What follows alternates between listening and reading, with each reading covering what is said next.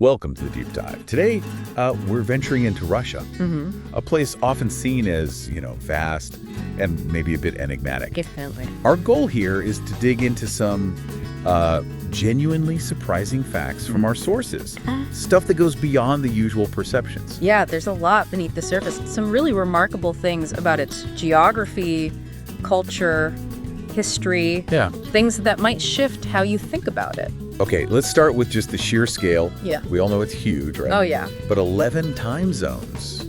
Think about that for a second. It's hard to really picture. It means when it's morning, say, in Kaliningrad, it's already evening way out east in Kamchatka. A whole working day has passed. Exactly. It sort of highlights how varied the experience must be across the country, almost like different worlds within one border. And the extremes, too, like Oymyakon. Ah, yes. The coldest inhabited place on Earth. The temperatures they deal with. It's near minus 90 Fahrenheit sometimes. Something like that. The resilience is just incredible. Hard to imagine living through that. Absolutely. And okay, here's a fact that really stopped me. Russia's land area is bigger than the surface area of Pluto. Right. That one's amazing. A country on Earth bigger than a dwarf planet. It just puts things in perspective, doesn't it? It really does. And that scale applies to natural features, too. Take Lake Baikal. The deepest lake in the world. The deepest, yeah. And it holds something like 20% of the entire planet's unfrozen fresh water. 20%, wow. Just in that one lake. Its environmental significance is just immense. Okay, shifting gears a bit. Culture. You can't talk Russia without mentioning vodka. True. It's deeply embedded. And the name itself apparently means little water. Yeah, sort of an affectionate diminutive. It really speaks to how, fundamental it's been in social life for centuries. And here's a cultural quirk I found interesting. New Year's is often a bigger celebration than Christmas. That's right. It goes back to the Soviet era. Also, Well, with religious celebrations officially discouraged, New Year's kind of absorbed a lot of the festive traditions. gotcha. So Ded Moroz, or Father Frost, became the main gift giver, sort of like Santa Claus. It shows how history can reshape traditions pretty profoundly. Interesting.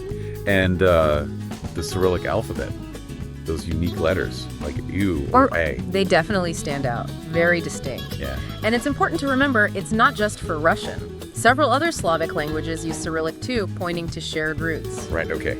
Let's dive into some history and maybe some quirks. Sounds good. I read about catacombs under the Kremlin, dating back to the 14th century. Yeah, apparently there's a whole network down there.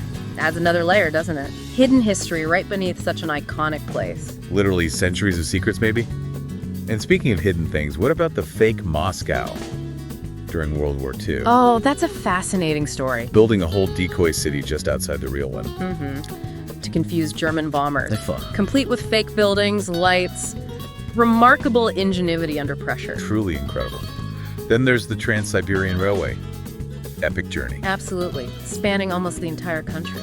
I didn't realize there's a branch that goes all the way down to Beijing. There is, yeah. You Yeah. can take the train from Moscow to Beijing. It just underscores that theme of connecting vast distances, linking cultures. An amazing trip.